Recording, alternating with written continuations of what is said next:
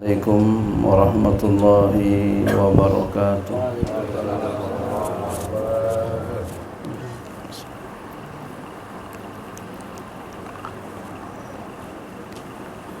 Bismillah walhamdulillah wa syukurillah la ni'matillah wassalatu wassalamu ala sayyidina Muhammad ibn Abdillah wa ala alihi wa sahbihi wa man tabi'ahu wa nasrahu wa wala wa la hawla wa la quwata illa billah. Amma ba'du. Yang sama-sama kita hormati dan muliakan keluarga besar almarhum Bapak Ismail, Bapak Haji Ismail bin Haji Abdul Muthalib, yang kita haulkan sekarang ini haul yang keberapa nih? Saya pengen tes aja kira-kira ingat apa kagak? Kedelapan. Yang ingat mantunya bukan anaknya. Iya. Dan yang sama-sama kita hormati guru kita Karam Ustaz Husni, yang saya hormati sahabat saya Bang Haji Syukur, yang saya hormati Ustaz Subhan, Ustaz Obi, Ustaz Adi, ya, Ustaz Kamal, ya. Ya. Dan yang saya hormati Ketua Kampung kita Pak RW Bapak Haji Samsudin, ya, Pak RT kita Bapak Nazar, Ustadz Udin juga, ya, alhamdulillah, dan banyak para asatiz lainnya yang mohon maaf tidak dapat kami sebutkan nama beliau satu persatu, namun tidak mengurangi rasa hormat kami. Pertama-tama dan yang paling utama, tiada kata dan bahasa yang pantas untuk kita uraikan di malam ini kecuali untayan tasyakur yang teramat mendalam kehadirat ilahi Rabbi Rabb alhamdulillah. Hingga kini beliau masih tetap memberikan kepada kita aneka macam nikmat, cucuran ragam rahmat, sehingga alhamdulillah pada waktu ini kita masih dalam kondisi sehat walafiat. Amin. Salawat juga salam semoga selalu diberikan kepada junjungan kita, pimpinan kita Sayyiduna Muhammad sallallahu alaihi wasallam. Hadirin yang dimuliakan Allah Subhanahu wa taala, dalam kesempatan ini yaitu haul daripada Bapak Haji Ismail, ada satu dan ini sesuatu yang sangat baik untuk memberikan motivasi kepada kita untuk suka menyebut-nyebut orang yang baik, orang-orang yang soleh. Ya, apakah orang tua kita Haji Ismail orang yang soleh? Yang jelas beliau bukan orang jahat, ya, orang baik.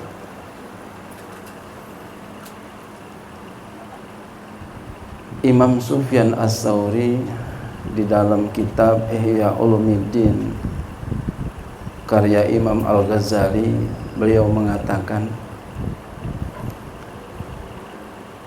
inda zikri sholihina tanzilur rahmah, ketika menyebutkan orang-orang yang soleh, tanzilur rahmah, turunnya rahmat. Kemudian juga ada di dalam kitab Mukhtasar Sifatus Sofwah,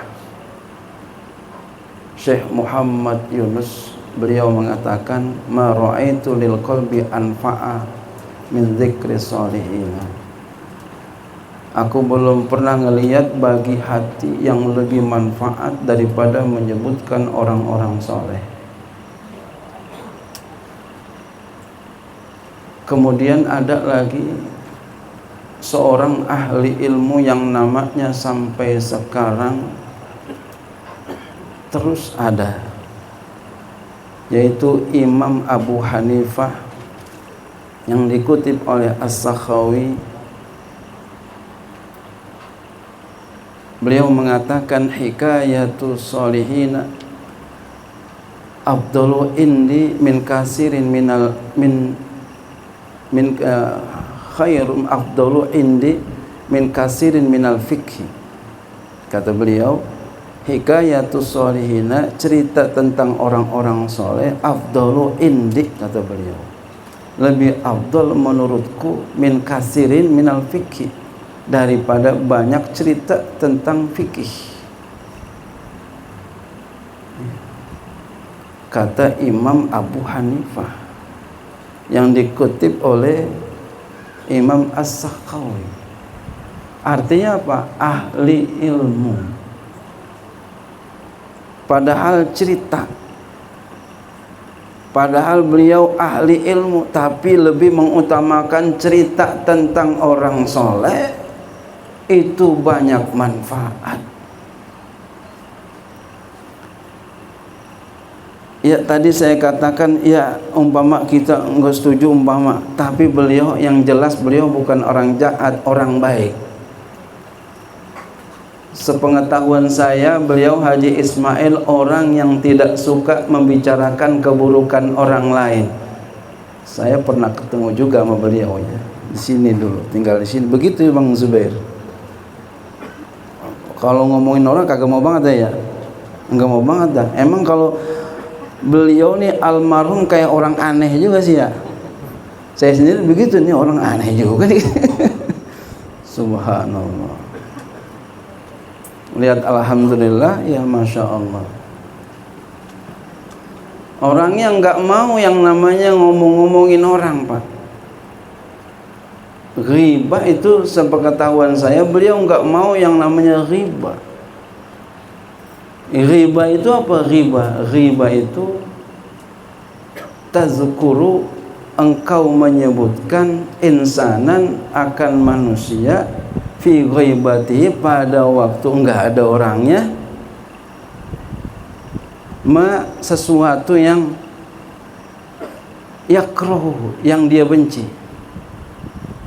Jadi kalau kita sebutin lalu dia tahu, dia benci, dia kesal, itu namanya ghibah. Ada juga yang menambahkan wa in kana hadiran wa taksiru zalika taksirahu.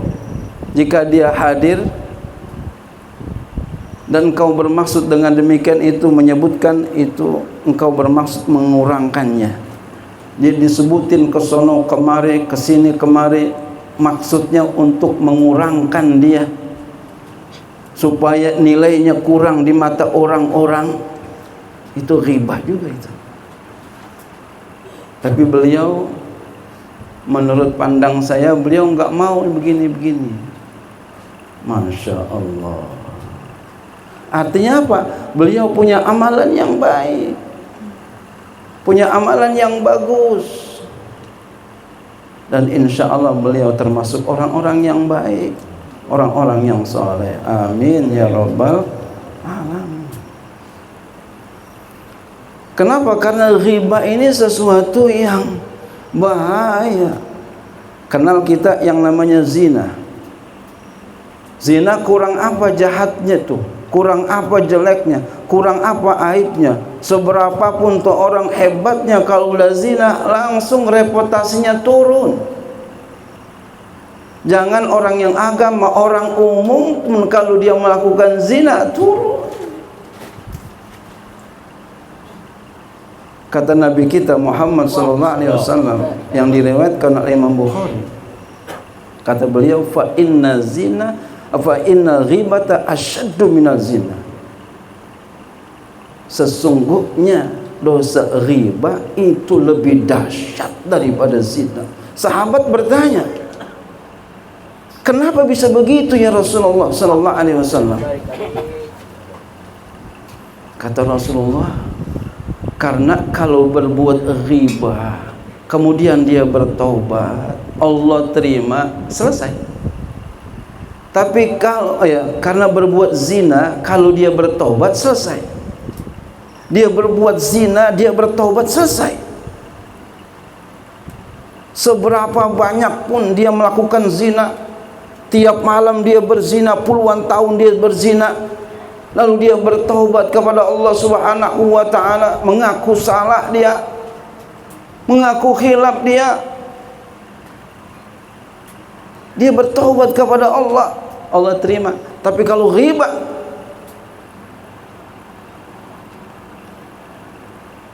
belum orang itu dihapuskan dosanya, belum orang itu dimaafkan dosanya sebelum yang dighibahkan memaafkannya. Allahu Akbar.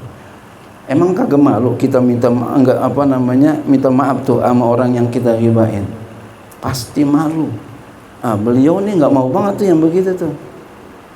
Iya, jalan aja orangnya ketek gitu ya, Bang Jubair gitu ya. Masya Allah. Begitu Ustaz Usim begitu ya. Masya Allah. Terus terang saya tuh kalau beliau tuh nanya-nanya, nih orang bagaimana ya nih orang ini. Kalau saya lihat hampir sama Ustaz Suban nih. Begitu Sobi ya. Tapi ngalamin juga masih kecil ya. Masya Allah. Tuh ya, bangga kita punya orang tua yang baik. Hadirin yang dimuliakan Allah ya. Saya nggak ngomong banyak-banyak nih ya, dari siang ini muter-muter aja nih. Iya. Ada satu hadis Nabi kita Muhammad sallallahu alaihi wasallam yang populer, ini hadisnya diriwayatkan oleh Imam Bukhari, oleh Imam Muslim, Imam Tirmizi, Abu Daud dan banyaknya, walaupun redaksinya berbeda-beda. Kata beliau, idza mata ibnu Adam in qata amaluhu illa min salasin, shadaqatin jariyatin wa ilmin yuntafa'u bi wa waladin shalih yad'u lah. Ini untuk motivasi anak-anaknya. Apabila meninggal dunia seorang manusia, maka putus semuanya amalnya. Maksudnya apa? Masih hidup dan gak bisa ngamal lagi, orangnya mati. Begitu maksudnya. Kalau ada orang mau sedekah ya bisa, kayak begini nih sedekah ya bisa. Atau orang lain mau sedekahin buat dia ya bisa. Artinya kalau udah mati ya udah. Artinya apa pula? Buat kita yang masih hidup, biar banyak ibadah. Yang punya duit rajin sedekah. Ya, yang tenaganya masih kuat rajin ibadah, sembahyang jangan dilupa. Iya. Jangan ntar umur badan udah tua, udah sakit mulu, baru pengen sembahyang, ngomong sama cucunya. Gue sih pengen sembahyang katanya. Iya kayak lu banyak sembahyang 5 waktu udah geget kaki gua katanya. Kemarin masih muda kemana kong itu? Itu maknanya diantaranya begitu hikmahnya, supaya kita masih muda banyak ibadah, banyak cari ilmu ya. Apabila meninggal dunia seorang manusia, maka putus amalnya kecuali 3. Yang pertama adalah sedekah jariyah. Sepakat para ulama yang dimaksud apa? Wakaf. Yang dimaksud wakaf. Maka oleh karena itu kita supaya jangan sampai nggak punya wakaf, walaupun sedikit, punyalah wakaf. Makanya ada orang terkadang pengen sedekah apa? Pengen sedekah sesuatu yang kagak hilang. Ya. Jadi kalau sesuatu yang hilang nggak mau dia. Padahal dia maunya sedekahnya ubinnya. Kalau nggak ubin gue nggak mau katanya gitu. Iya. Padahal intinya apa? Ikhlas. Kalau dia nggak ikhlas ya nggak bisa. Intinya ikhlas Pak. Sedekah yang mana aja dah, yang penting ikhlas. Kalau ikhlas kekal minad dunya ilal akhirah. Terserah dah ente mau apa dan yang ana sedekah ente dah. Sedekah buat masjid, pesantren apa semua. Ikhlas. Dia akan kekal minad dunya sampai akhirat. Tapi kalau kita riya, walaupun masih ada tuh nongol umpama ubinnya masih ada. Ya, ubin granit umpama masih ada kelihatan, tapi kita riya, habaan mansuran, seperti debu yang bertebangan. Yang kedua, ya, ilmin yuntafa'u bihi, atau ilmun boleh dua, boleh tiga sebenarnya. Ilmu yang bermanfaat. Nah, kita umpama kita bukan seorang ustadz, bukan seorang kiai, apalagi ya paling kagak kita ajarin anak kita, ya enggak bisa alif-alifan, alif beneran gitu ya, ajarin. Bahasa kita kan begitu, alif-alifan, man sekarang udah kagak gituan, yang sekarang ikro ya. Ajarin anak kita, Pak. Jangan hanya kita orang yang ajarin anak kita, jangan hanya orang lain, jadi kita juga ngajarin. Jangan sampai enggak, walaupun alif-alifan kita ajarin, ntar sama orang lain kita minta tolong lagi. Jadi dua, sambil apa? Ngontrol kita punya anak. Masya Allah. Yang ketiga ini, waladun soleh ya do'ulah, atau waladin soleh ya do'ulah, anak yang soleh. Nih kita pikirkan di sini nih. Anak yang soleh, kenapa disebut anak yang soleh? Apakah anak yang enggak soleh enggak bisa mendoakan? Apakah anak yang enggak soleh enggak kabul doanya? Apakah anak yang enggak soleh enggak manfaat doanya? Itu kan pertanyaan. Pasti marah kalau dibilang, nih dia enggak ustadz nih, doanya enggak kabul. Marah enggak kira-kira? Marah itu. Enak aja katanya. Ya. Jadi kata ulama yang dimaksud di sini adalah tahridul waladi ala sholah wa du'a li abawaihi. Disebutkan di sini adalah untuk menganjurkan kepada anak-anak, ya, agar dia itu mendoakan orang tua, agar dia itu berbuat baik untuk orang tua. Itu maksudnya. Jadi yang mana aja anak, walaupun dia bukan soleh, enggak soleh, tetap ya bisa Allah manfaatkan doanya, bisa dikabul doanya. Jadi walaupun anaknya enggak soleh, ya manfaat. Maka kalau gitu punya anak dikit apa banyak nih? Banyak berarti. Tapi orang sekarang punya anak mau satu aja katanya, mau dua aja, dua anaknya, satu mati tinggal satu. Tinggal satu anaknya kemana aja dianterin terus. Emang apa? Takut mati katanya. Jadi punya anak biar banyak. Hadirin yang dimuliakan Allah Subhanahu wa taala. Betapa untungnya kalau kita punya anak beramal soleh. Enggak mesti orang soleh, enggak mesti kiai, enggak mesti pak ustadz, enggak mesti ajengan. Syukur-syukur mah kita punya anak kiai semua. Kan kayaknya kagak mungkin gitu ya. Ya mungkin-mungkin saja sih ya. Cuma kayaknya gitu. Iya. Ada ulama mengatakan, ya, guru kita, guru saya, kata beliau, Kiai Mahfud, walaupun tuh anak, ya, dia enggak doa untuk orang tuanya, dia ibadah sebaik sedikit maupun banyak, dia enggak sampaikan untuk orang tuanya, dia enggak minta sama Allah, bahkan dia larang, ya Allah jangan kau sampaikan amal ibadahku ini ya Allah, Jangan kau sampaikan solatku ini ya Allah, jangan kau sampaikan puasaku ini ya Allah, jangan kau sampaikan baca Qur'anku ini ya Allah, jangan kau sampaikan duduk aku di majlis taklim ini ya Allah kepada orang tuaku. Emang kenapa? Karena orang tuaku enggak ngerawat aku ya Allah, dia buang aku ya Allah, dia enggak perhatian kepada aku ya Allah. Tapi kalau itu orang tuanya, pahalanya sampai. Tuh kata guru saya begitu. Masya Allah. Waktu itu saya belum tahu tuh Pak, dalilnya apa. Ternyata saya ketemu dalilnya itu. Apa dalilnya? Kullu amalin sholihin ya'maluhul waladu yuhlaku sawabuhu li abawahi walau lam yad'u lahuma. Masya Allah. Ini bukan beliau yang bilangin dalilnya. Kan kalau murid takut nanya sama guru kan. Beliau pasti punya dalil Pak.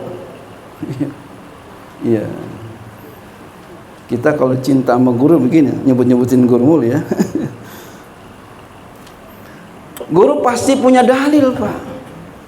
Pasti beliau punya dalil. Cuma enggak dibilangin. Alhamdulillah saya ketemu dalilnya. Setiap amal soleh yang dilakukan oleh seseorang anak, yu'laku sawabuhu, maka akan digantungkan pahalanya li abawahi, untuk dua orang tuanya, walau lam yad'u lahuma, sekalipun dia enggak doakan untuk orang tuanya. Masya Allah. Banyak dikit punya anak kau gini nih, biar banyak dah. Jadi ntar malam udah langsung dah, jangan pakai nanya-nanya lagi. Jangan pakai nanya lagi, kalau nanya lagi kagak dikasih, langsung aja dah. Bismillah. Man ingat Bapak yang bagus tuh sembahyang dulu 2 rakaat. Sembahyang 2 rakaat lalu bacaan. Ya. Jangan kagak punya wudu, jangan. Punya wudu, bagusnya habis sembahyang. Masya Allah. Biar apa? Biar kita punya anak banyak nanti didoain sama Allah. Jangan takut nggak punya duit. Kenapa? Karena yang jamin Allah, yang penting kerja, yang penting usaha. Kenapa? Karena kata Allah apa? Wala taqtulu auladakum khasyata imlaq, nahnu narzukum wa iyyakum. Jangan kamu bunuh anakmu karena takut miskin. Saya yang akan menjamin kamu dan mereka. Masya Allah. Emang kagak yakin tuh? Iya. Tapi ingat kerja, jangan di rumah aja. Ya nungguin hujan duit. Kata malaikat, emang duit punya engkau ente? Mudah-mudahan sedikit ini bermanfaat buat kita. Amin. Assalamualaikum warahmatullahi wabarakatuh.